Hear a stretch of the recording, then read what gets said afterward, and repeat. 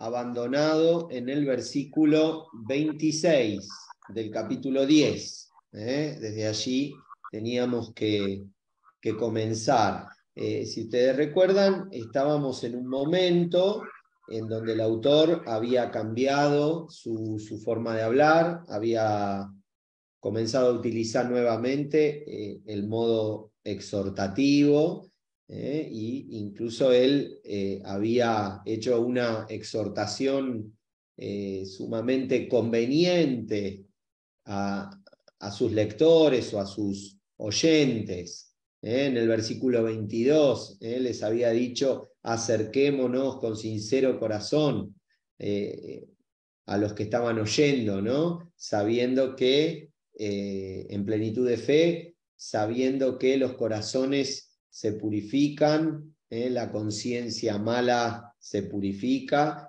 el cuerpo se lava con el agua pura, haciendo una referencia al bautismo, ¿no? Entonces, un poco continuando con esta forma de hablar, el autor va a seguir hasta el final del capítulo 10, utilizando esta manera exhortativa de dirigirse a sus lectores. Entonces, continuamos con la lectura. Fíjense a lo que va a hacer referencia. Algo también indicábamos, ¿no? Porque él, leo el versículo 25, decía: sin abandonar nuestras asambleas como algunos acostumbran a hacerlo, antes bien, animándonos, tanto más cuanto que ven que se acerca ya el día, ¿no? Entonces aquí, no me acuerdo si lo habíamos dicho o no, pero él hacía referencia a, evidentemente, una conducta que había llegado a sus oídos, que esa comunidad a la que se dirigía, que tenía delante, o algunas de las comunidades del contexto habían empezado a padecer que muchos de sus miembros acostumbraban a abandonar las asambleas. Este pecado conocido como de apostasía. La apostasía es la pérdida de la fe, que obviamente se llevaba a la práctica por medio del abandono de la comunidad, ¿no? Uno perdía la fe y por lo tanto se alejaba de la comunidad. Entonces, este es probablemente uno de los grandes inconvenientes pastorales que el autor estaba viendo de forma concreta en las comunidades a las que se dirigía, y por eso justamente lo une a esta exhortación tan poderosa que acababa de hacer, de entrar en el santuario de Dios por medio de Cristo, de una manera tan solemne, ¿no? y tan confiada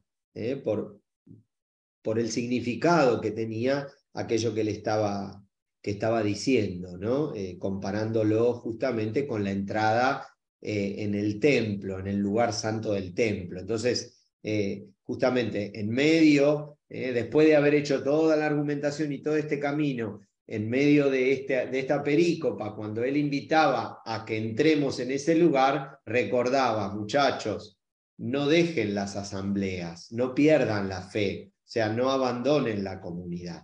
Entonces, desde allí continuamos. Dice: porque si voluntariamente pecamos, después de haber recibido el conocimiento de la verdad, ya no queda sacrificio por los pecados, sino la terrible espera del juicio y el fuego ardiente, pronto a devorar a los rebeldes. Si alguno viola la ley de Moisés, es condenado a muerte sin compasión por la declaración de 2 o 3 testigos.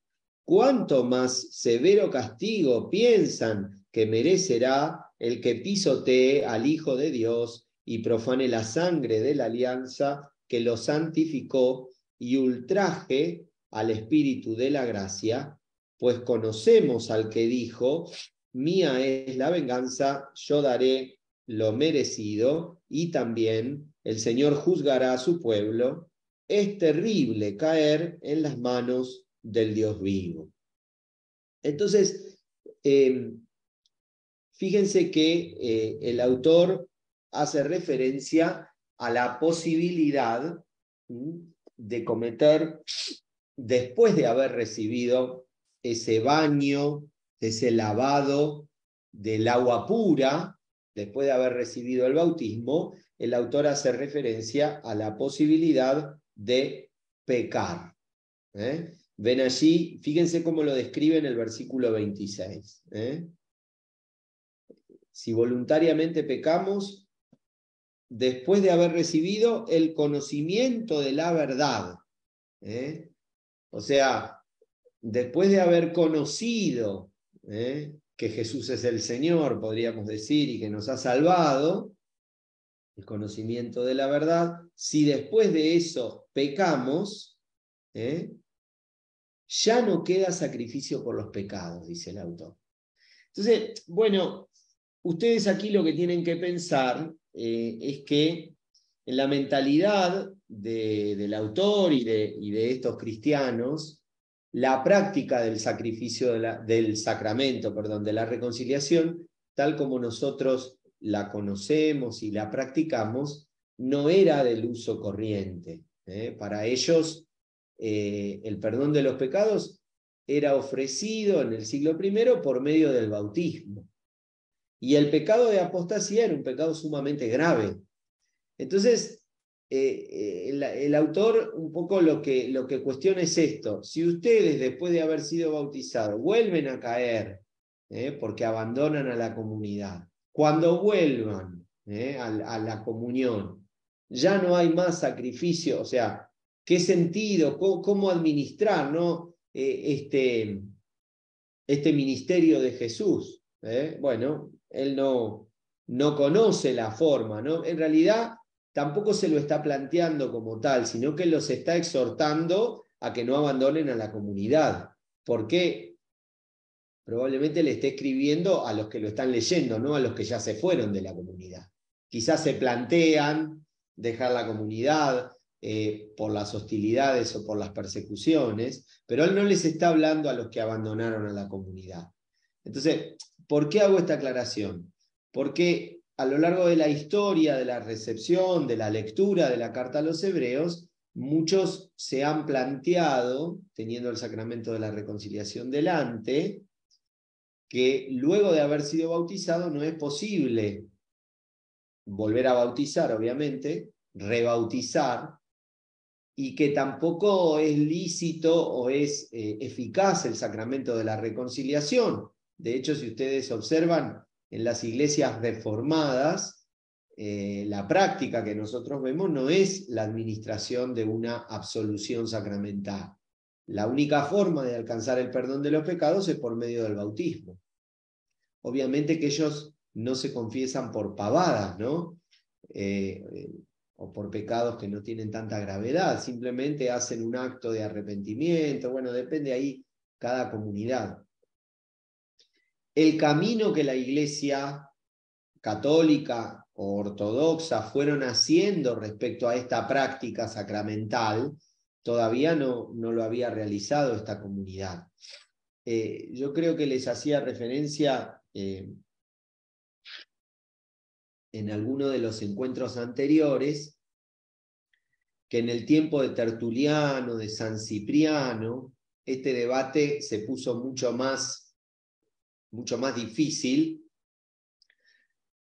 porque en el occidente los romanos perseguían con mucha crueldad a los cristianos durante el siglo III, y cuando las persecuciones empezaron a aflojar o había tiempos de menos persecuciones, muchos de esos cristianos que quemaban incienso al César o que apostataban, después querían volver a la comunidad. Y las comunidades cristianas en muchos casos eran muy reticentes a estos cristianos que pretendían volver. No los recibían con tanto cariño, con tanto. Entonces, bueno, ahí uno puede recoger en el testimonio de, sobre todo, estos dos padres que les nombraba, Tertuliano y Cipriano, son opuestos, ¿no? Tertuliano, que termina justamente en la herejía, en una herejía que se llama el montanismo, él no aceptaba que ningún cristiano, después de haber apostatado, vuelva a la comunidad, vuelva a la fe. Simplemente decía que que ya se condenaban. O sea, esa era la conclusión a la que él llegaba. El autor no llega a hablar de esto en la carta de los Hebreos, ni mucho menos. Y Cipriano permitía, después de muchos esfuerzos penitenciales, después de todo un camino penitencial que el cristiano bautizado tenía que hacer después de haber apostatado, le permitía volver a la fe una sola vez en la vida. Es como que tenías una sola posibilidad para recuperar la gracia del bautismo que habías perdido. Repito, esto se lo planteaban siempre ante pecados gravísimos, como por ejemplo la apostasía, como por ejemplo el homicidio o el adulterio. No se lo planteaban ante pecados veniales o que ellos no consideraban que eran de tanta gravedad. Bueno, la tradición de la iglesia fue haciendo un camino que ustedes conocen, no hace falta que lo describa ahora al respecto. Aquí lo que es importante entender, de acuerdo al dato bíblico, ¿no? Y en coherencia con la teología sacramental, es que cuando nosotros somos absueltos, Jesús no vuelve a morir por nosotros. Jesús no vuelve a perdonarnos. Ya nos ha perdonado. El Padre ya nos ha perdonado. Ya nos ha reconciliado con Él. Lo que nosotros hacemos es recuperar esa gracia perdida, pero perdida por nosotros, despilfarrada por nosotros. No porque Dios se haya vuelto a enojar con nosotros, se haya enemistado con nosotros, sino somos nosotros los que nos fuimos y la despilfarramos la gracia. Entonces, bueno, eso es lo que tiene que quedar claro, me parece, porque aquí el autor es eso lo que él quiere dejar claro. No puede haber otro sacrificio por los pecados, lo que dice en el versículo 26.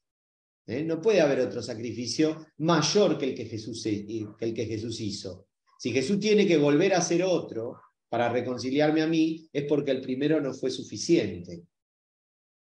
Entonces siempre está esta idea, ¿no? Que en la teología sacramental, después del Concilio de Trento, quedó absolutamente claro en la Iglesia Católica de Occidente, que nosotros nos acercamos a esa única fuente de gracia que es el misterio pascual, que fue eficaz por sí misma, que bastó, que no es necesario nuevas muertes, nuevas entregas de Jesús por nosotros. Entonces siempre lo tenemos que pensar todo desde allí. Volvemos a beber de la misma fuente. Entonces, bueno, con la reconciliación recuperamos esa gracia del bautismo que nosotros no fuimos capaces de cuidar. No fuimos capaces de alimentar con aceite en la lámpara. ¿Sí? Bueno, entonces el autor compara, ¿no?, esa experiencia de despilfarrar o de irse de la comunidad, de despilfarrar la gracia, con el juicio que se promete en el Antiguo Testamento al que viola la ley de Moisés, dando a entender que justamente es algo serio, es algo serio. No da lo mismo traicionar o tergiversar la ley de Moisés. Ven que el versículo 28 lo dice, ¿no? Si alguno viola la ley de Moisés, es condenado a muerte sin compasión por la declaración de 2 o 3 testigos. Entonces él apela a este recuerdo como diciendo, ¿qué nos espera a nosotros si caemos en lo mismo, ¿no? Por eso termina con esa afirmación que es muy fuerte, ¿no? Es terrible caer en las manos del Dios vivo. Esa afirmación que le hace en el versículo 31. En definitiva, lo que el autor pretende es que consideremos lo que significa traicionar la gracia. Esa faceta, ¿no?, del Dios tremendo y fascinante, ¿no?, del fenómeno religioso del que habla este filósofo de la religión, Rudolf Otto, el Dios tremens and fascinans, tremendo y fascinante.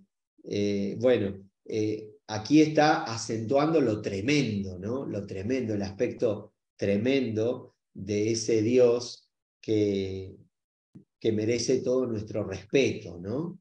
Bueno, a eso está haciendo referencia. Esta idea, igual él la va a retomar la idea del juicio, la va a retomar en el capítulo 12, ya lo vamos a ver.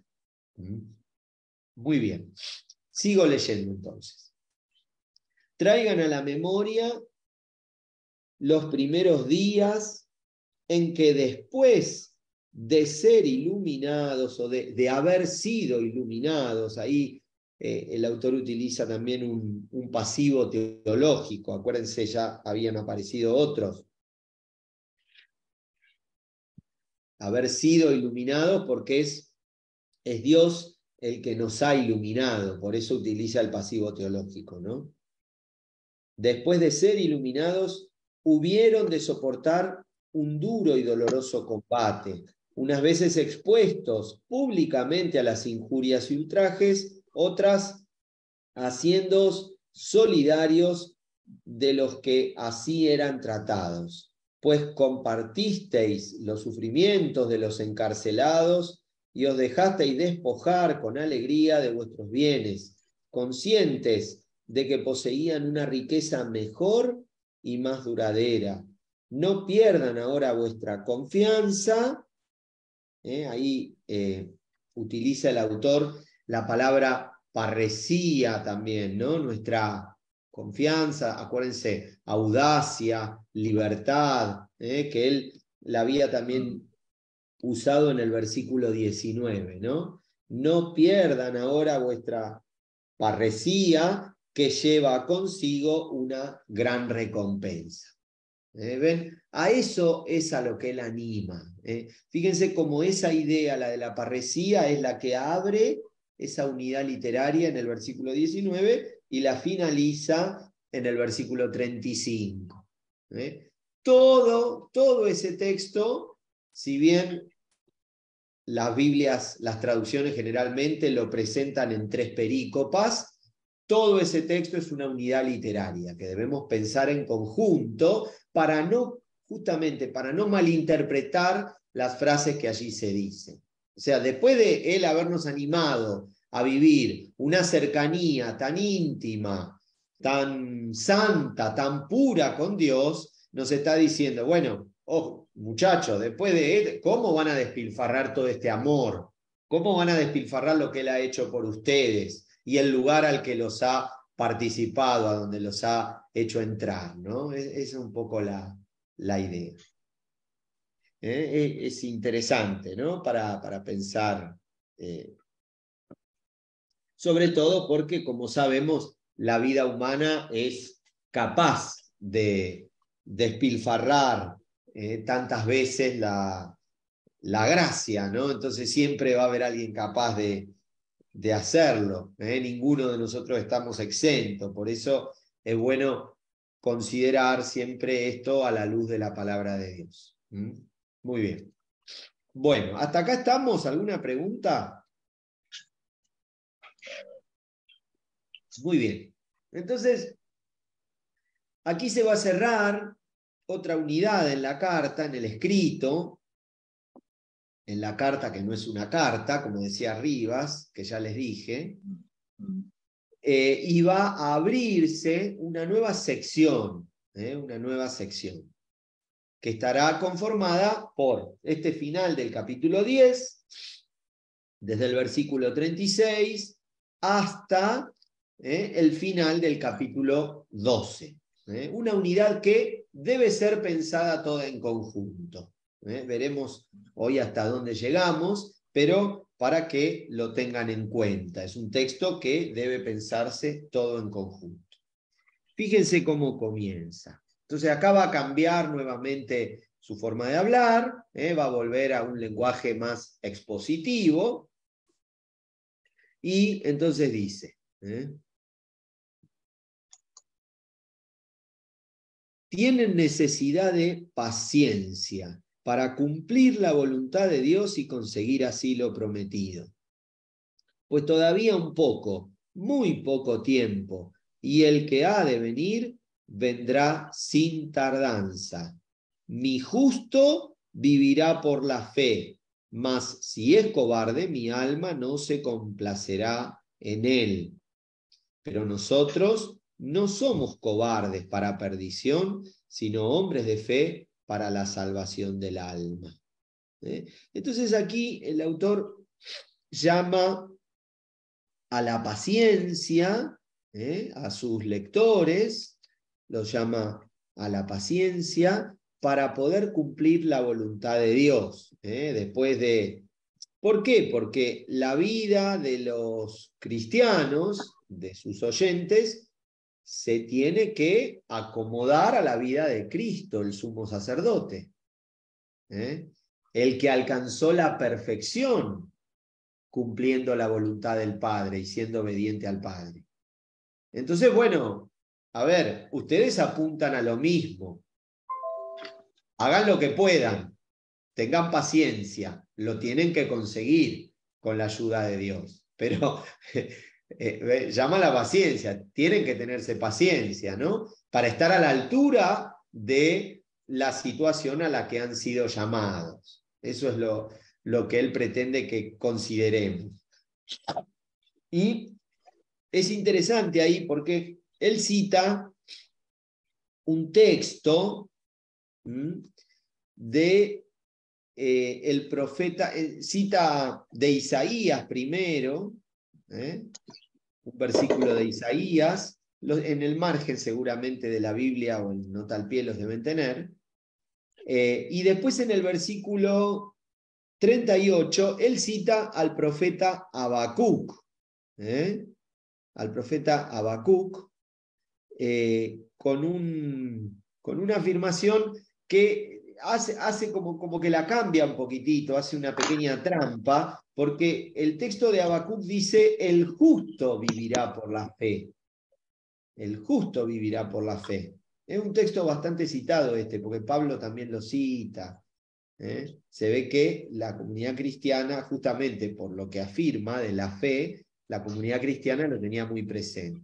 Ahora el autor lo cambia, porque no habla del justo que vivirá por la fe, sino él habla de mi justo. Obviamente que está hablando de Cristo. Está hablando de Cristo, ¿no? Lo que pasa es que no lo va a decir. Jesús va a volver a aparecer en el capítulo 12. En todo el capítulo 11 no va a aparecer. Entonces esto es como un anticipo de cómo el justo de Dios ha vivido por la fe.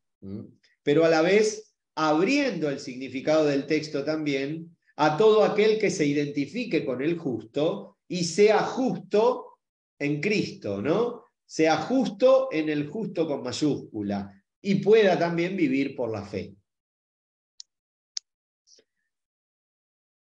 Entonces ven, después de citar la profecía, termina diciendo, pero nosotros no somos cobardes para perdición, sino hombres de fe para la salvación del alma.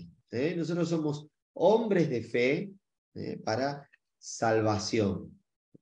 Y entonces el autor, luego de hacer esta pequeña afirmación y de llamar a la esperanza, a la paciencia, va a hacer referencia a la fe que han vivido a lo largo de la historia de salvación un montón de personajes. Todo el capítulo 11 está dedicado a considerar la fe. El autor aquí va a presentar una gran nube de testigos creyentes, que obviamente lo que pretende con presentar, con evocar a todos estos testigos es recordar a los lectores la ejemplaridad de sus vidas como modelo de fe, para que también, para animar para que cada uno considere la posibilidad de también vivir en la fe como ellos. Fíjense, lo primero que va a hacer entonces es dar una definición sobre la fe, en el versículo 1, que es lindo porque cuando uno dice, bueno, ¿qué es la fe para la Biblia? ¿No? Si tuviésemos que sacar de la Biblia, de la palabra de Dios, una definición sobre la fe, ¿dónde la encontramos? No la encontramos en un solo versículo, tenemos que hacer una recomposición de un montón de elementos que van apareciendo en todo el Nuevo Testamento. Pero es interesante porque aquí el autor pretende ensayar una definición, entonces siempre lo podemos ofrecer como un primer acercamiento para pensar qué es la fe, ¿no? Fíjense que lo ofrece como definición, ¿no? Dice, la fe es garantía de lo que se espera, la prueba de lo que no se ve. Esa palabra garantía en griego es hipóstasis, que significa como lo que está debajo, ¿no? Sí, lo que está debajo, lo que da base, lo que da base a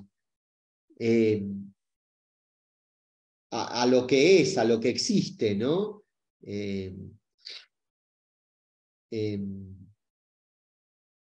En este caso sería lo que da base a aquello que esperamos. ¿Ven? La fe es la hipóstasis, la garantía de lo que se espera. Sí, acá en la latinoamericana dice certeza. No sé. Es una traducción Reduccionismo. medio perifrástica, ¿no? Como se Sí. dice, adaptada. Mm. Porque no sería, o sea, sí, bueno, certeza, pero porque está vinculado con aquello que esperamos. Él sería así, en el sentido de lo que está debajo, tendría como. Pero bueno, si uno pretende ofrecer una traducción más literal, tendría que utilizar una palabra más, me parece, más apropiada. Pero la idea, la palabra certeza, la idea de lo que el autor está pensando, la ejemplifica bien. La prueba de lo que no se ve, dice. La prueba no como teorías, sino como realidades, ¿no? Como experiencias concretas de aquello que no vemos.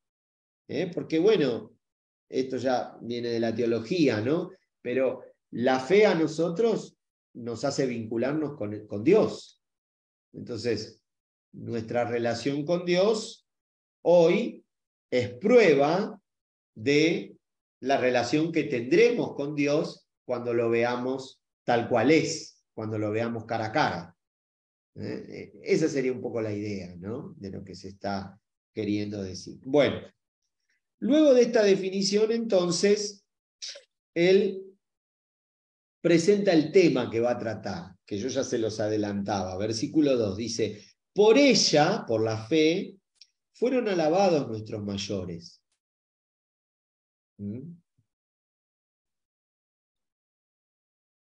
Y dice, por la fe sabemos que el universo fue formado por la palabra de Dios, lo visible de lo invisible.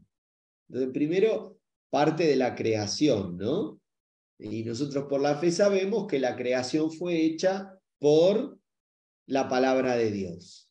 Lo que vemos y lo que no vemos.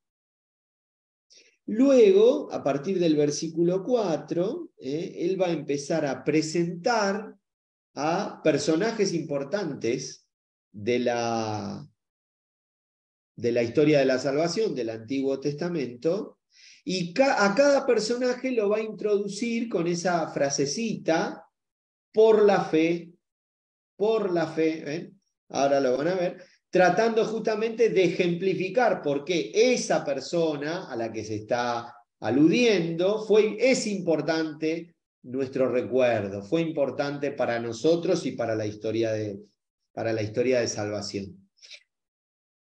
Entonces va a decir, por la fe ofreció Abel a Dios un sacrificio mejor que el de Caín.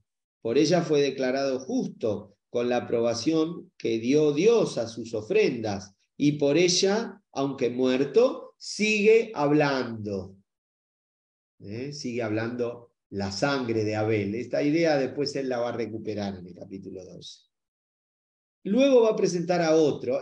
Todo el capítulo 11 es así. Él va pasando revista de distintos personajes. Lo vamos a leer ahora un poquito más rápido porque si no se hace un poco más densa la lectura y más ploma. Después ustedes pueden leerlo más tranquilos, en silencio, y en todo caso es interesante también recuperar, si no recuerdan qué es lo que hizo esta persona, recuperar en el Antiguo Testamento con las citas que tienen a pie de página la importancia que tiene, ¿no? Leyendo quizás la historia. Versículo 5. Por la fe, Enoc fue trasladado sin ver la muerte, y no se le halló porque lo trasladó Dios, pero aún antes de su traslado recibió el testimonio de haber agradado a Dios. Ahora bien, sin fe es imposible agradarle, pues el que se acerca a Dios ha de creer que existe y en recompensa a los que le buscan. Por la fe, Noé, advertido sobre lo que aún no veía, con religioso temor, construyó un arca para salvar a su familia. Por la fe condenó al mundo y llegó a ser heredero de la justicia según la fe. Por la fe, Abraham, al ser llamado por Dios, obedeció y salió para el lugar que había de recibir en herencia, y salió sin saber a dónde iba. Por la fe peregrinó hacia la tierra prometida como extranjero, habitando en tiendas, lo mismo que Isaac y Jacob, coherederos de las mismas promesas, pues esperaban la ciudad asentada sobre cimientos, cuyo arquitecto y constructor es Dios. Por la fe también Sara recibió, aún fuera de la edad apropiada, vigor para ser madre, pues tuvo como digno de fe al que se le prometía. Por lo cual también de uno solo y ya marcado por la muerte nacieron hijos numerosos como las estrellas del cielo, incontables como las arenas de la playa. En la fe murieron todos ellos, sin haber conseguido el objeto de las promesas, viéndolas, saludándolas entre lejos y confesándose peregrinos y forasteros sobre la tierra. Perdón. Los que así hablan claramente dan a entender que van en busca de una patria, pues si pensaban en la que habían abandonado, podían volver a ella. Por el contrario, aspiran a una mejor, a la celestial. Por eso Dios no se avergüenza de ser llamado su Dios, pues les tenía preparada una ciudad. Por la fe, Abraham, sometido a la prueba, ofreció a Isaac como ofrenda, y el que había recibido las promesas ofrecía a su único hijo, respecto del cual se le había dicho, por Isaac tendrás descendencia. Pensaba que poderoso era Dios, aún para resucitarlo de entre los muertos. Por eso lo recobró como símbolo. Por la fe bendijo Isaac el futuro de Jacob y Isaac. Bueno, y ahí comienza con Isaac, ¿ven? Con Abraham, el autor se extiende un montón, desde el versículo 8 al 19, obviamente por la importancia del patriarca. Es el personaje del que más se habla.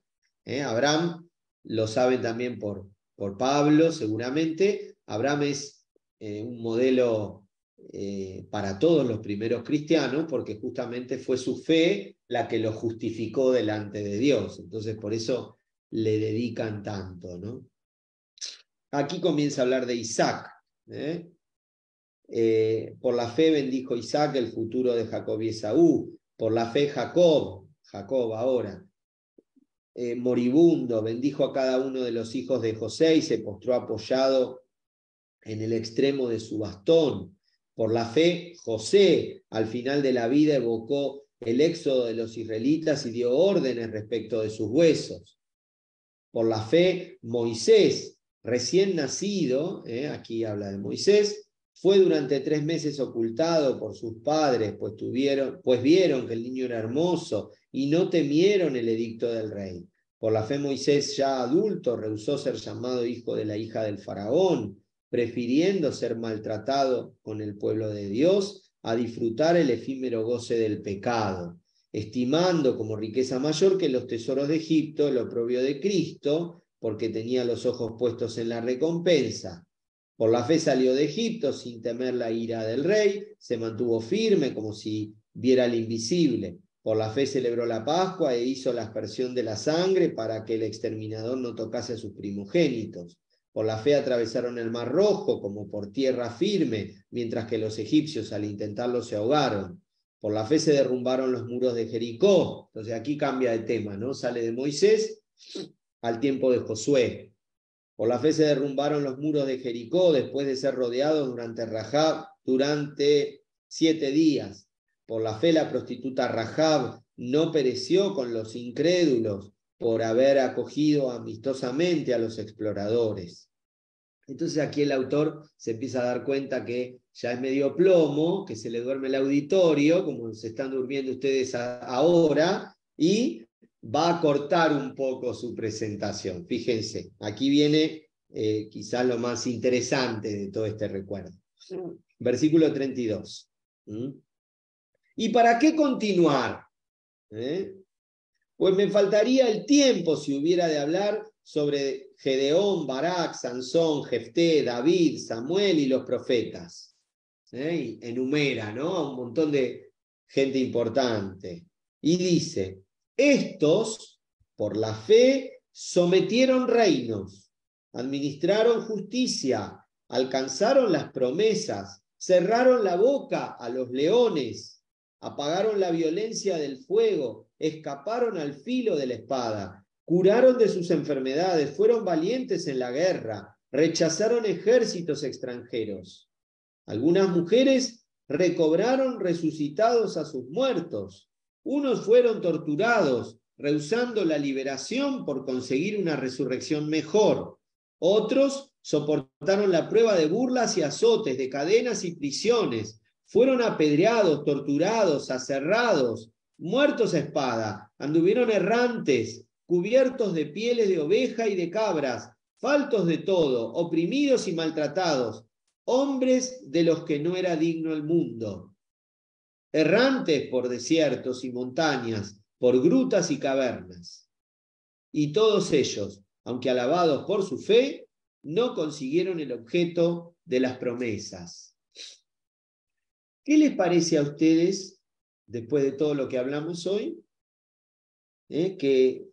cuál sería la función que cumple todo este discurso, sobre todo a partir del versículo 33? Bueno, sí, iba a decir desde el 35, pero ya desde el 33, porque en el 34 se habla de que apagaron la violencia del fuego, escaparon de la espada, ¿no? Fueron valientes en la guerra, ya desde allí, y después claramente, ¿no?, se hace referencia a todo tipo de sufrimientos, soportar pruebas, burlas, azote, cadena, prisión, apedreados, torturados, aserrados, cortar con un serrucho, ¿no?, muertos a espada. ¿Para qué todo esto?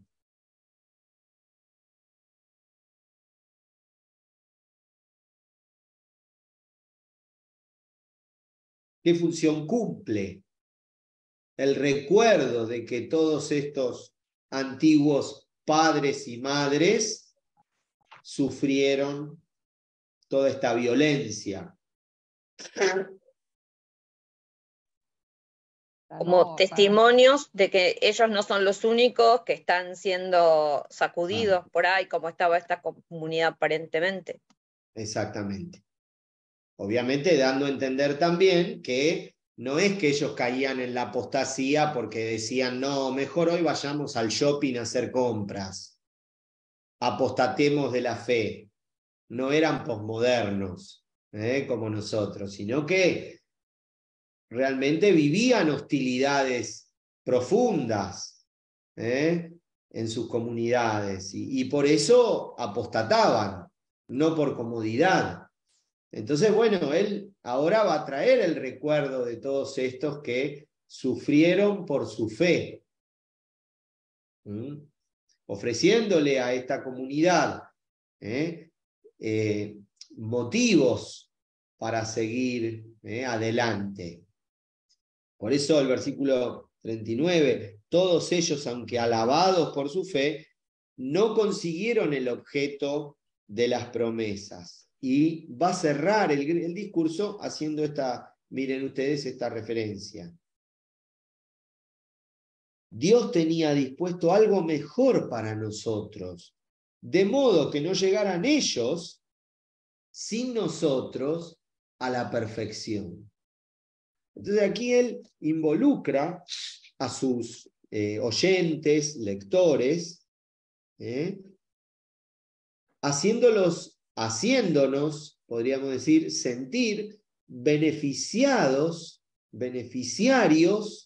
de el don de Dios, de aquello dispuesto por Dios para nosotros, que a diferencia que nuestros padres, que han sido muy grandes, Abel, Abraham, Moisés, Jacob, a diferencia de ellos, que soportaron y que merecían un gran premio, no lo alcanzaron, no llegaron a la perfección.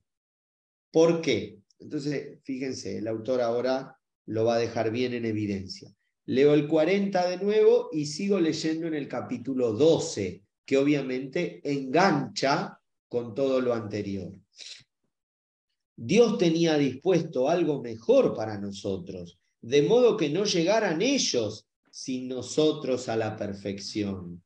Por tanto, también nosotros, teniendo en torno nuestro, alrededor nuestro, tan gran nube de testigos, aquí él utiliza esta expresión tan linda, ¿no?, que le da sentido a todo el capítulo 11. El capítulo 11 es la nube de testigos que él nos ofrece como recuerdo, ¿no? Es lindo también para pensar nuestra vida, para pensar la comunión de los santos, para pensar aquellos santos y santas por quien tenemos cariño y devoción, cuando recuperamos, cuando leemos sus biografías, cuando recordamos sus escritos, su legado, ¿no? Bueno, ellos son para nosotros una nube de testigos.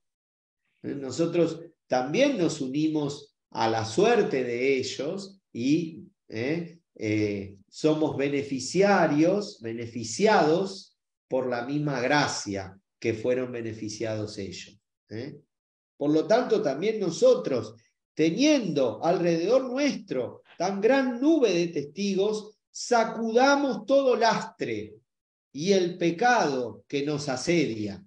Saquemos, ¿no?, todas las cargas que no nos dejan caminar en paz, no nos dejan caminar en libertad, no nos dejan creer en libertad. Y saquemos el pecado de nuestra vida, que nos asedia, el pecado nos asedia.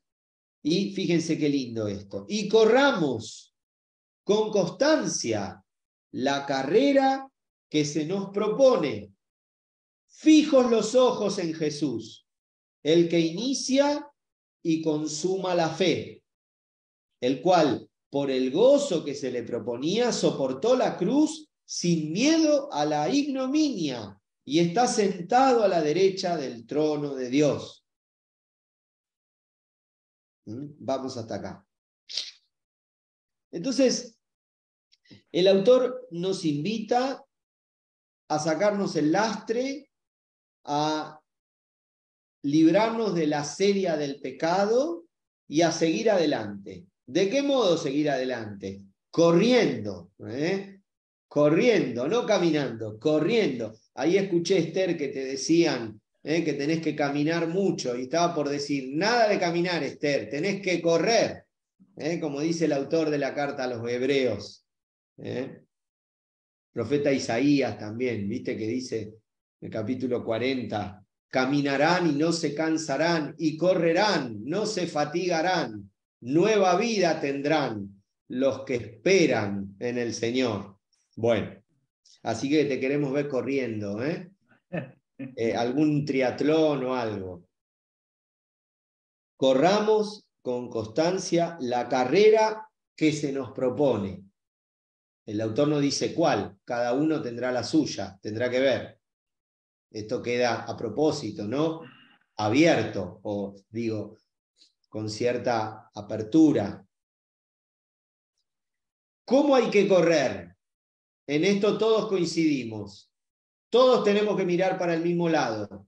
El que corre, ¿a dónde mira? A Jesús. A la meta. Jesús es la meta. Por eso el autor dice, fijos los ojos en Jesús. ¿Quién es Jesús? Es el que inicia y consuma la fe, que es de lo que está hablando. La garantía de aquello que esperamos.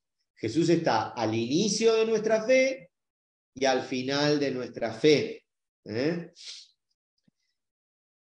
Y el autor entonces lo va a poner a él como ejemplo. Ya lo puso como ejemplo en toda la carta, en los otros 10 capítulos anteriores. Pero miren esto, qué maravilloso esto que él hace referencia de Jesús, ¿no? Dice, el cual por el gozo que se le proponía, no dice cuál es el gozo, lo había dado a entender antes. Evidentemente, el gozo es llegar al Padre, sentarse a la derecha del Padre, lo dice después acá, ¿no? Está sentado a la diestra del trono de Dios, dice al final del versículo 2. Ese es el gozo. Entonces, por el gozo de estar sentado a la derecha de Dios, soportó la cruz sin miedo a la ignominia. ¿De qué está hablando acá el autor? Muy interesante para pensar. ¿Qué es la ignominia? ¿Qué significa esta palabra, no? ¿Con qué la relacionan ustedes? Ignominia. No reconocimiento. Exacto, Marcelo, gracias. Con el no ser reconocido y con la idea de la honorabilidad, no ser reconocido como honorable, no tener vergüenza, o digamos, está la idea de la vergüenza también. Claro. ¿Por qué? Porque algo ignominioso es algo que, como no tiene honor, debería darnos vergüenza. ¿No es cierto? Tal cual. Bueno, ¿por qué hago esta referencia? Porque el autor acá no está hablando de Jesús que soportó la cruz no teniendo miedo al dolor o al sufrimiento, que quizás es lo que nosotros esperamos o con lo cual nosotros asociamos la idea de la cruz. El autor está hablando aquí de otro sufrimiento, no del sufrimiento físico, sino del sufrimiento moral. El sufrimiento moral. ¿Y por qué? Porque ¿qué es lo que hacían los judíos cuando había un pecado que causaba vergüenza ajena? Piensen, a ver, en los pasajes del Evangelio.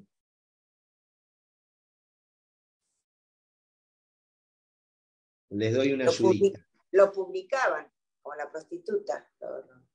¿Cómo lo publicaban? Claro, lo ponían en Lo mostraban. Lo mostraban, eso quiero decir. Bueno, pero ¿qué hacían con la prostituta? La apedreaban. La La mataban. apedreaban. Sí. Claro. ¿Para qué la apedreaban? ¿Qué hacían con las piedras? La mataban. Tiraban piedra, obviamente la mataban, pero la Sí. idea es que toda la piedra la cubran. Ah, Lo que se busca con la muerte de la lapidación es hacer desaparecer la ignominia. Porque justamente como da vergüenza, esto tiene que ser tapado. ah. Esto tiene que ser tapado. Entonces está lleno de, en el libro de Josué, por ejemplo, que está la pila de piedras, donde queda Acán, un idólatra ahí, en el capítulo 7. A la prostituta, el pasaje ese del capítulo 8 que está en el Evangelio de Juan, tan maravilloso, el que no tenga pecados que arroje la primera piedra. Ellos venían públicamente a acusar a la mujer del pecado y Jesús con mucha, no me sale la palabra, con moderación, no es la palabra, pero escribía con el dedo en el piso, obviamente señalando lo miserables que eran ellos, pero a la vez Jesús no hacía público el pecado de la mujer. ¿Se entiende? Ahí hay un contraste muy interesante. Ellos querían lapidarla para tapar el pecado, pero Jesús desmantela después esta operación destructora, no sé cómo explicarlo, ¿no? Y ellos arrojan la piedra y se van. La mujer no puede ser tapada porque la mujer fue perdonada, porque en el fondo, si la mujer es miserable, es tan miserable como ellos. Bueno, me voy de ahí porque no es la consigna. Lo que les quiero mostrar es esto. ¿Qué está diciendo el autor? La muerte de los crucificados era, así como en la cultura hebrea, la lapidación era la muerte más cruenta que los judíos utilizaban para la ejecución de alguien vergonzoso, ignominioso. Los romanos utilizaban la cruz. Claro. ¿Por qué? Porque los romanos, con otra mentalidad, levantaban en alto la ignominia para que todos la vean y quede claro lo que de ninguna manera nadie tiene que hacer porque si no terminan así. Esa sería la idea. Entonces te ponen en la autopista el cartel inmenso para que todos los que pasen vean. El cartel ahí. Ahí está el crucificado. Eso implicaba soportar la ignominia, el sufrimiento moral, de siendo vos inocente, que pase el pueblo delante tuyo y te escupa, te insulte, te maltrate injustamente, te difame. De esos está hablando el autor. De ese mal moral está hablando el autor que tuvo que soportar Jesús. Y que el Padre sentó a la derecha. ¿Por qué? Al presentarlo de esta forma, a ellos son evidentemente era el imperio los que los ajusticiaría, ¿no? Los que los perseguía, los que los mataba. Entonces, por eso el autor recuerda, bueno, Jesús también sufrió por el imperio y fue puesto en la ignominia de la cruz y tuvo que soportar ese sufrimiento. Mírenlo a él y continúen la carrera. Entonces, agrega en el versículo 3, fíjense en aquel que soportó tal contradicción de parte de los pecadores, para que no desfallezcan, faltos de ánimo. No han resistido todavía hasta llegar a la sangre en vuestra lucha contra el pecado. Todavía no han, dice, no tienen que perder el ánimo, no tienen que desfallecer. Todavía no han tenido que entregar la sangre como hizo Jesús. Esa es un poco la idea. Bueno, el texto... No sé si dijiste, Leandro, no sé si Mm. llegaste a decir después de ignominia, y está sentado a la diestra del trono de Dios. Claro, Eso. bueno, la muerte y resurrección, ¿no? Claro, Exacto. por eso. Ese es estar sentado a la derecha de Dios, Marcelo, es La resurrección. en la resurrección, como él había dicho en el versículo 2, fíjate, fijos los ojos en Jesús, el que inicia y consuma la fe, el cual por el gozo que se le proponía, el gozo que se le proponía era sentarse a la derecha de Dios. Tal cual. Fue capaz de soportar la ignominia de la cruz, ¿no?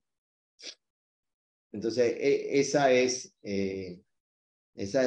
la idea, ¿no? Tal cual. Digamos, el autor diría, tenemos que seguir adelante porque el premio de la resurrección está por encima de cualquier sufrimiento, de cualquier ignominia que nos pueda provocar este mundo. Ah. Cualquier afrenta, cualquier mortificación, persecución, lo que sea.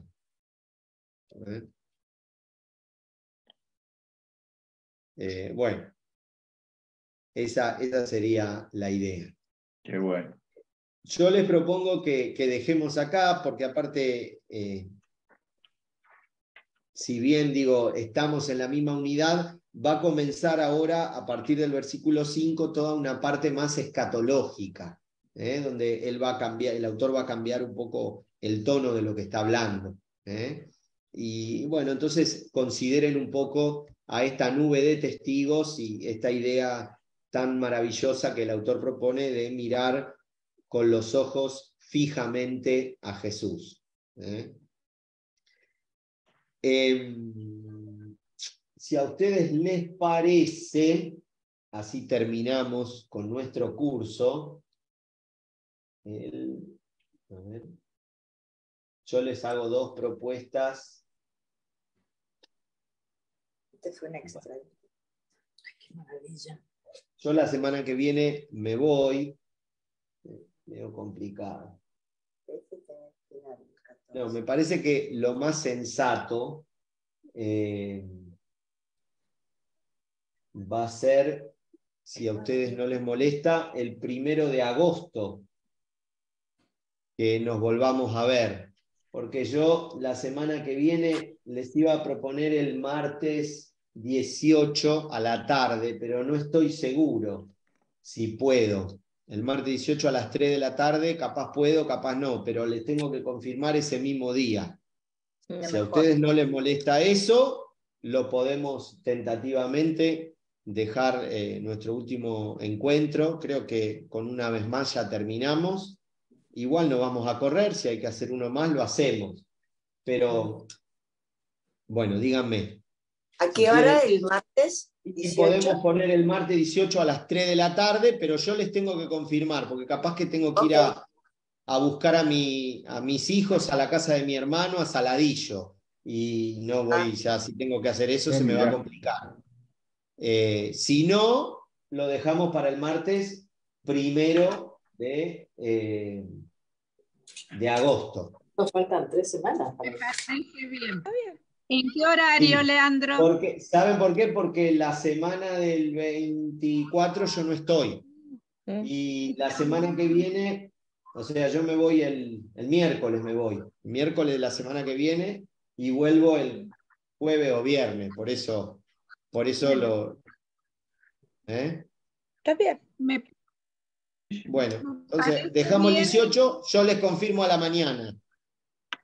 Si el 18 no puedo, nos encontramos el 1 de agosto, a las 3 de la tarde. El 1 de agosto. 1 de agosto. ¿Vos decís? Sí. Sí, 1 de agosto. 1 de agosto. Sí. ¿Y descansan ahora? Bueno, muy bien. Leemos. Bueno, aprovechen entonces si tienen alguna duda. Sí. Vuelvan a mirar los videos y entonces cualquier cosa el 1 de agosto terminamos o si queda algo, hacemos un encuentro más y ya después terminamos. Y la segunda clase dejamos para dialogar todo lo que pueda haber quedado, preguntas, Está o bien. cosas que les parezca. El primero a las 15, Leandro. A A las 15. ¿A qué hora sería el primero? Sí, a las 15. Perfecto. A las 15. ¿O ustedes prefieren a la mañana? No, mejor a las 15. A las 15 Sí, está bien. Martes puedo, por eso. Martes a las 15 voy a poder. Yo no voy a poder, pero no importa, lo veo después. No puedo. El primero. Bueno, si no, como quieras, María. Si Sí, no, eso. Bueno, y si no lo hablamos, ¿te parece? Ok. Y cualquier cosa, reprogramamos. Bueno. Ok. Bueno, que tengan buen descanso de vacaciones de invierno. Gracias. Sí, vos Leandro. también descansá. Descansa. Trataré. Bueno. Que lo descanse paseando. Ahora que me pase el resfrío que tengo. Sí. Tecito Vic. Hoy te vi doble. A la mañana te vi la charla del viernes pasado. Maravillosa. Cuidado con la sobredosis, Marcelo. Sí, maravillosa. Hay que cuidar la sobredosis, pero no hubo sobredosis.